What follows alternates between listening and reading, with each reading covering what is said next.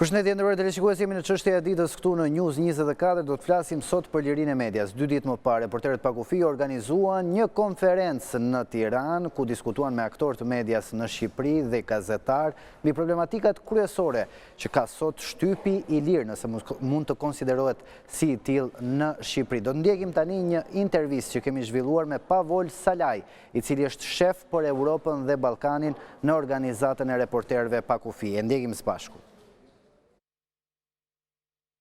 I would like to ask you first about the conference that Reporters Without Borders held yesterday. Do doja t'ju pyesja për konferencën që Reporterët pa Kufij mbajtën dje në Tiranë. Gjatë kësaj konference keni pasur një takim me shumë aktorë të medias.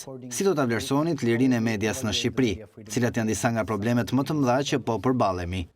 So yesterday we held a conference with the Albanian Media Council. It was a joint initiative and we had at the table really representatives of journalism.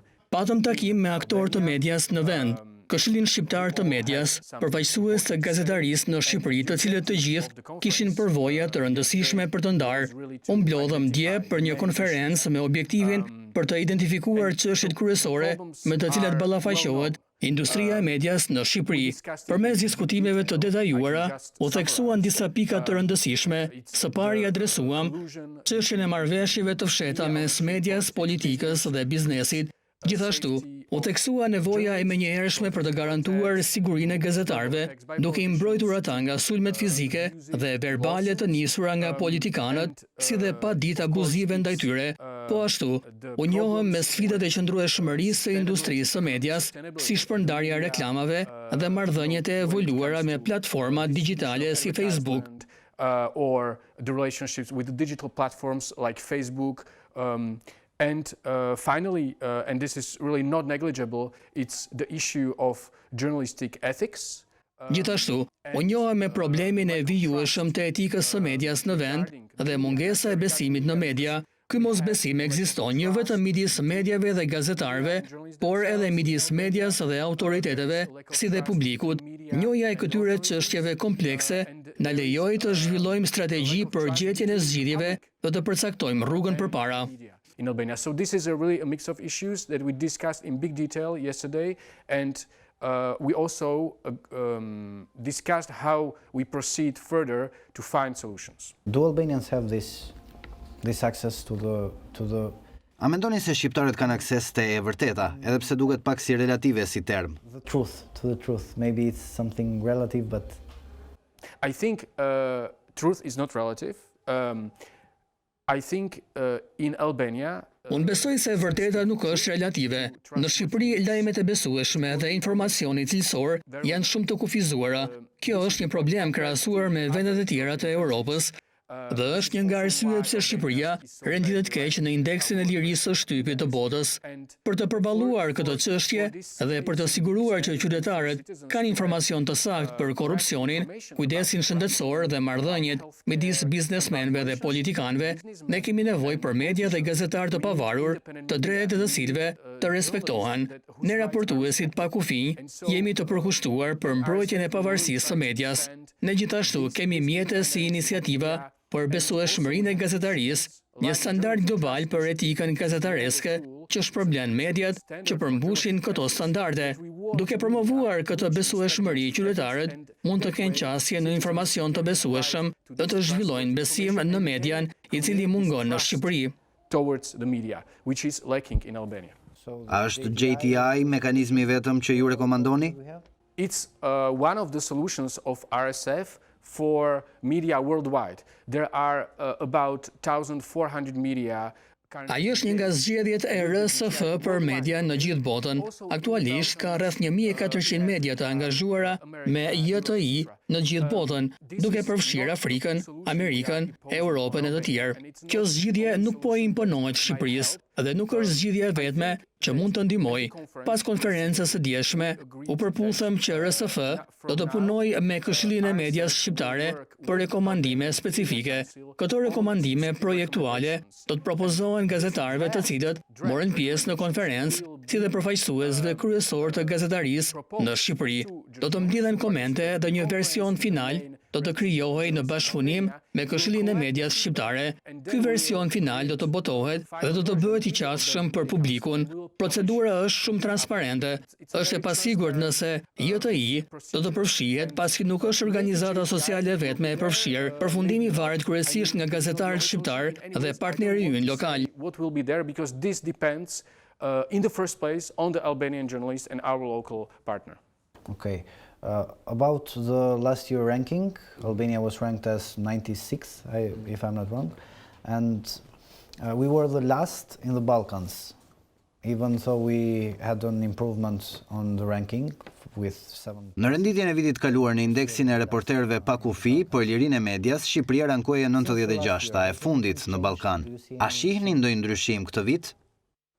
I don't see any significant improvement of press freedom in Albania last year. I don't want to prejudice, I don't want to say ahead what the new ranking will be actually. Nuk shoh asnjë përmirësim të rëndësishëm të lirisë së shtypit në Shqipëri vitin e kaluar. Nuk dua të paragjykoj dhe nuk mund të them renditjen e re të këtij viti, e cila do të publikohet në 3 maj këtë vit. Siç e përmendet, Shqipëria aktualisht në renditjen e 2023-shit është e fundit në Ballkan. Në renditjen e këtij viti, ju lutem të shihni jo vetëm renditjen në raport me 180 vendet, por edhe fiksimin për çdo vend dhe kategoritë. And in fact, we have 5 categories and 5 sub-rankings. Kemi 5 kategori dhe 5 fiksime dhe 5 renditje, kështu që kur të shihni faktorin politik, mund të shihni si paraqitet situata në krahasim me vitin e kaluar. Problemet me të drejtën e informimit në Shqipëri janë sistematike, kështu që RSF me Këshillin Shqiptar të Medias do të punojmë për të gjetur zgjidhje në vazhdimsi. And so we as RSF, with the Albanian Media Council, we will be trying to find systemic solutions. Critical media outlets in Albania are facing ongoing pressure by the government. For example, our news channel. Mediat kritike në Shqipëri po përballen me presion të vazhdueshëm nga qeveria. Për shembull, kanali ynë informativ. Shumë gjoba për bizneset e ndryshme të grupit ton mediatik. A është kjo një situatë kritike? In the media aspect? Yeah. The government is not the only factor for media freedom in any country in the world, but it's a very important factor. It has a huge influence on media freedom. Po, qeveria nuk është faktori vetëm për lirinë e medias në asnjë vend në botë, por është një faktor shumë i rëndësishëm, ka një ndikim të madh në lirinë e medias dhe në qasjen në informacion. Është e vërtetë që në Shqipëri aktualisht nuk shohim një vullnet ose shenjë për përmirësimin e situatës. Së fundmi, kemi dëshmuar sjellje të papërshtatshme nga kryeministri ndaj një gazetareje. Yes, we follow with a lot of concern all these actions that were concerning News 24 and also other media that concern the businesses of the media owners, but we also always try to determine if. Por ne ndjekim me shumë shqetësim të gjitha këto veprime që kanë të bëjnë si me News 24, ashtu edhe me mediat e tjera që u cënohet interesi. Megjithatë, gjithmonë përpiqem të përcaktojmë nëse veprimet e qeverisë janë një përgjigje ndaj linjës editoriale të medias apo jo. Problemi në Shqipëri është definitivisht mungesa e transparencës. Ka pak transparencë në lidhje me veprimet e qeverisë në këtë drejtim, si dhe në lidhje me pronësinë dhe financimin e medias në përgjithësi. Pra mendoj se kjo është një çështje për t'u adresuar. Megjithatë, dua të them që kjo mungesë e transparencës mund të adresohet fal Bashkimit Evropian, i cili ka prezantuar një legjislacion të ri me rëndësi historike, akti i ri për lirinë e medias europiane. Ky legjislacion përfshin dispozita që do të përmirësojnë transparencën e financimit dhe pronësisë së medias. Përveç kësaj, ky legjislacion krijon një barrierë midis pavarësisë së medias dhe ndikimit të qeverisë, jo vetëm për mediat publike, por edhe për mediat private. Ky legjislacion është shumë i dobishëm dhe Shqipëria duhet të shqyrtojë këtë si pjesë e integrimit të saj. Kjo është një mundësi e shkëlqyer për përmirësim. There is a barrier put by this legislation between independence of the media and the government influence, and also for private media, not only for public media. So this is very useful legislation, and Albania should definitely look into it as part of its EU integration. This is a great opportunity. How do you perceive the level of independence? Si e perceptoni nivelin e pavarësisë dhe autonomisë të mediave në Shqipëri, veçanërisht në aftësinë e tyre për të raportuar lirshëm, pa frikë ose censurë? You know, I would say it's the independence of the media and the independence of journalists is low compared to other countries, even in the Balkans. Okay, in some countries like Kosovo or Northern Macedonia, it's relatively higher. Dua të them se pavarësia e medias dhe gazetarëve është shumë e ulët në krahasim me vendet e tjera, madje edhe në Ballkan. Okej, në disa vende si Kosova ose Maqedonia e Veriut është relativisht më e lartë. Dihet, kemi takuar shumë gazetarë këtu dhe ata kanë biseduar me ne për problemet e tyre. Por dua të them se shoh shpresë, kam shumë respekt për një gazetare që përsërit pyetjen e saj 6 herë për të marrë përgjigje, edhe pse ofendohet nga një lider politik. Kam respekt për një gazetar lokal në Shqipëri që është sulmuar fizikisht dhe vazhdon raportimin në një qytet të vogël ku të gjithë e njohin njëri tjetrin. Admiroj guximin e një raportereje femër, familja së cilës është sulmuar për shkak të hetimit të saj për korrupsionin. Dihet, ka shembuj të tjerë që luftojnë për konfidencialitetin e burimeve në gjykatat në Shqipëri. Kështu që mund të shoh këta gazetarë të guximshëm që luftojnë jo vetëm për përfitimin dhe sigurinë e tyre, por edhe për parimet e lirisë së shtypit në Shqipëri. Dhe ti je një gazetar shumë i respektuar dhe i guximshëm. Ne si një organizatë ndërkombëtare do të mbështesim iniciativat lokale për të rritur këtë pavarësi mediatike. Nuk mendoj se Shqipëria ka humbur shpresën. We will support local initiatives to increase this media independence. I don't think Albania is lost. I think there is an opportunity with the EU integration, and we'll do our best to support the local fight for media freedom and independence.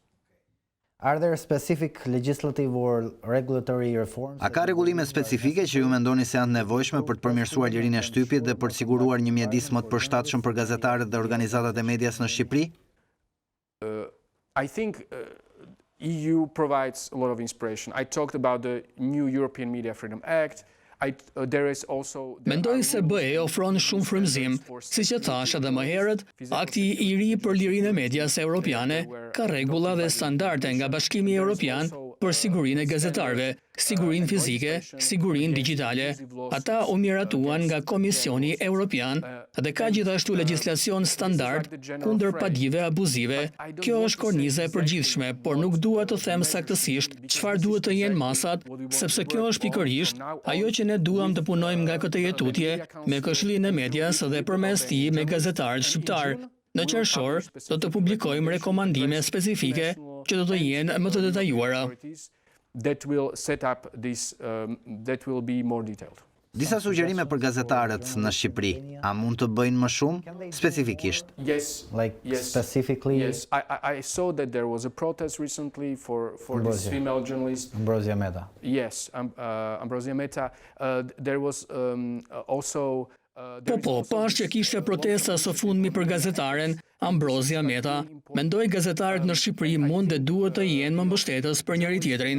Gazetarët mund të flasin më shumë për problemet e tyre. Nuk është turp, është shenjë guzimi të flasësh për dobësi që ke. Dhe po ju lutem, ngrini zërin dhe ankohuni tek institucionet kombëtare, ankohuni tek institucionet ndërkombëtare kur sulmoheni. Ju lutem, bëni padi nëse ndjeni të kërcënuar. Ju lutem, flisni, bashkohuni dhe bëuni bashk për ato që mendoni se duhen përmirësuar. Be together and make your own idea about what should be improved. Zoti Salaj, faleminderit shumë për intervistën. Thank you very much. Faleminderit juve. Kjo ishte intervista me Pavol Salaj, i cili është shef i zyrës për Europën dhe Ballkanin në organizatën e reporterëve pa kufi, i cili adresoi gjitha problematikat me të cilat përballet media në Shqipëri, por gjithashtu propozoi dhe disa sugjerime. Kjo ishte çështja e ditës për ditën e sotme. Faleminderit për vëmendjen.